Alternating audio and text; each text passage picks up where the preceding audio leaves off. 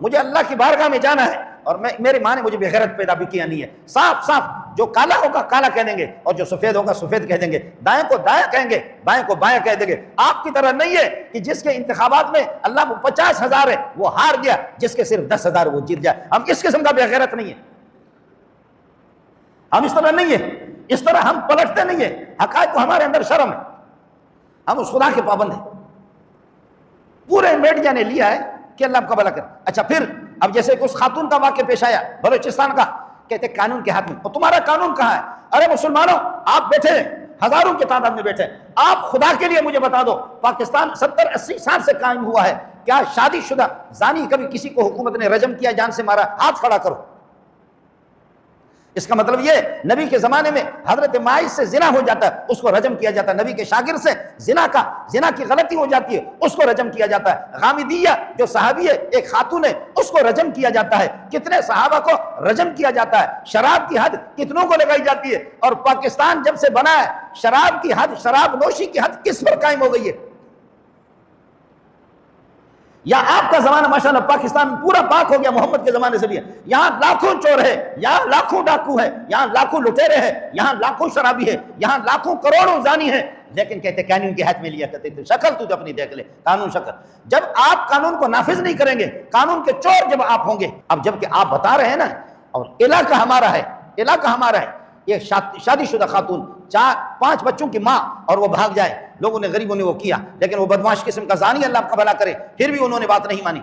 अब उसको मार दिया लोगों ने। पता था कि कानून तो कुछ भी नहीं करेगा, कानून में जाओ।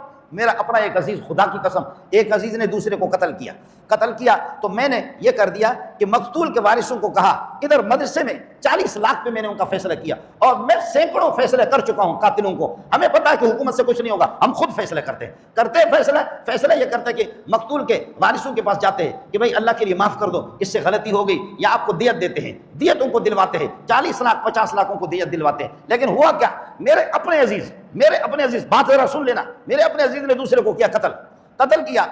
तो अब वो जो मकतूल के जो वरसा है, उनको मैंने कहा कातिल आपसे माफी मांग रहा है, और कातिल के वालिदैन आपसे माफी मांग रहे हैं। कातिल कुरान मजीद लेकर के आपके पास आ रहे हैं, नाक रगड़ रहे हैं, आपको इज्जत भी दे रहे हैं। 40 लाख पर मैं फैसले करता हूं, जबकि उस वक्त सरकारी जो दियत थी वो 32 लाख की थी, 32 लाख की थी। मैंने कहा 40 लाख में मैंने फैसला कर दिया। ऊंटों के एतबार से इनकी रजामंदी मैंने कर दी। किसी और बेगैरत मौलवी ने उस फैसले में कहा कि नहीं, आपके साथ सही फैसला मोरी मंजूर नहीं किया, उन्होंने फैसले को तोड़ा। मैंने अपने अजीज को कहा जा कोर्ट में। यहां पाकिस्तान में कोर्ट मोट में नहीं जानता, कोई कोर्ट मोट कुछ भी नहीं है, कोर्ट मोट का कोई भी मसला नहीं है। तू जा कोर्ट में, खुदा की कसम तू वापस इस्लाम की तरफ आएगा, तू कुरान की तरफ आएगा, वापस मौलवी मंजूर के पास आ जाएगा, अल्लाह आपका भला करे, आपको पता चलेगा। उन्होंने मेरी बात नहीं मानी, कोर्ट में चले गए। भाई भी उसका मारा गया, कोर्ट में गए, वकील पकड़ा, वकील को पैसे 10 लाख 15 लाख 10 लाख 15 लाख 10 लाख 5 लाख 6 लाख देते।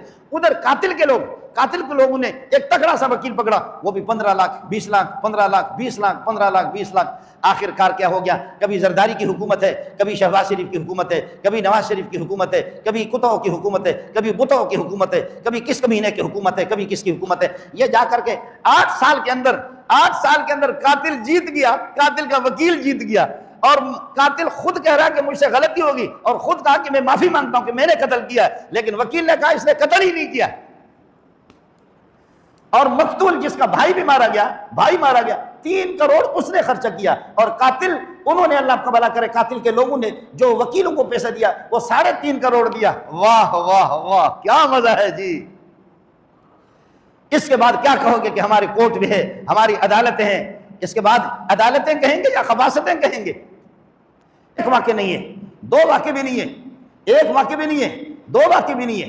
तो अब ये बताओ कि जब लोगों के कत्लों का फैसला अदालत सही नहीं करती, जब लोगों की जिना, किसी गरीब की इज्जत लूट जाती है, उसकी अदालत फैसला ना करे, तो वो मजबूर आया, चुन तंग आयत बजंग आयत, वो तंग होकर के खुद अपना फैसला करेगा। इसलिए पठान हजारों फैसले अपने, उनको पता है कि ये फैसला यहाँ कुरान का नहीं है, उनको पता होता है, यहाँ का फैसला नहीं है, कुरान का फैसला नहीं है, ये खालिस अल्लाह अंधेर नगरी चौपट राजा वाला मसला है। इसलिए खुद पठान अपने फैसले करते, सिंधी भाई अपने फैसले खुद करते, मैं खुद फैसला करता हूँ, सुन ले, इसके बाद हम फैसले करते, कत्लों के फैसले करते, दीगर झगड़ों के फैसले करते। मुसलमान जो सच्चे होते हैं वो हमारे पास आते हैं, दारुल इफ्ता में आते हैं, करोड़ों नहीं अरबों का फैसला हमारे पास लेकर के आते हैं, बखुदा करोड़ों नहीं अरबों रुपए का फैसला लेकर, प्रॉपर्टी और जायदाद के फैसले लेकर आते। हम लोग मौलवी लोग मुफ्त में फैसले करते।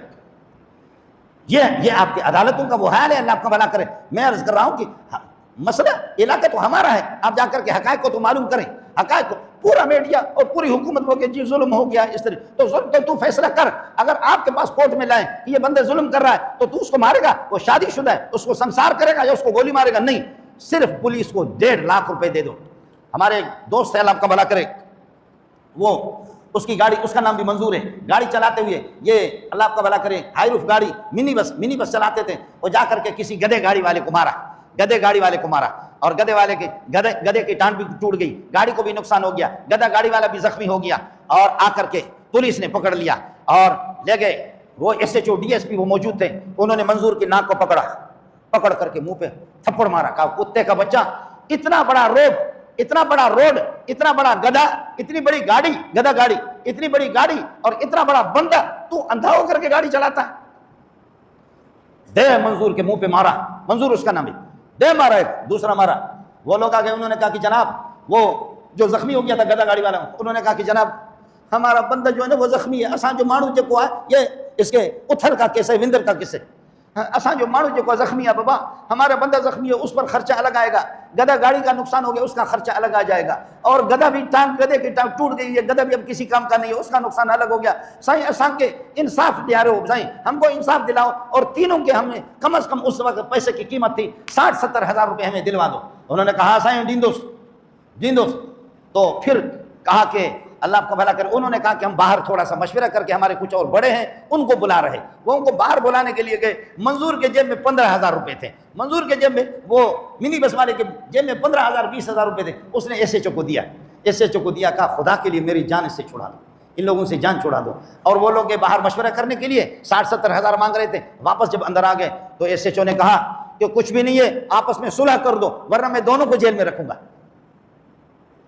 SHO ने कहा कि सुलह करो वरना दोनों को मैं जेल में रखूंगा, दोनों को मैं जेल में रखूंगा। और फिर कहा गधा गाड़ी वाले को कहा तुझे शर्म नहीं आती है? ये रोड गाड़ियों के लिए बना या गधा गाड़ियों के लिए बना? ये रोड गाड़ियों के लिए बना हुआ या गधा गाड़ी? वाह SHO वाह SHO वाह। हमारी गाड़ी पकड़ करके कहते कागजात दिखा दो मौलवी साहब, कागजात दिखा दो। तो साथी कह रहे थे हाँ जी अभी कागजात दिखा दो। हम लोग बातों में लगे, साथी ने पता नहीं वो 5,000 रुपए या 2,000 रुपए निकाल करके उसको दे दिया, कहा यार तुम लोग मौलवी लोग चले जाओ, कोई मसला नहीं है, चले जाओ।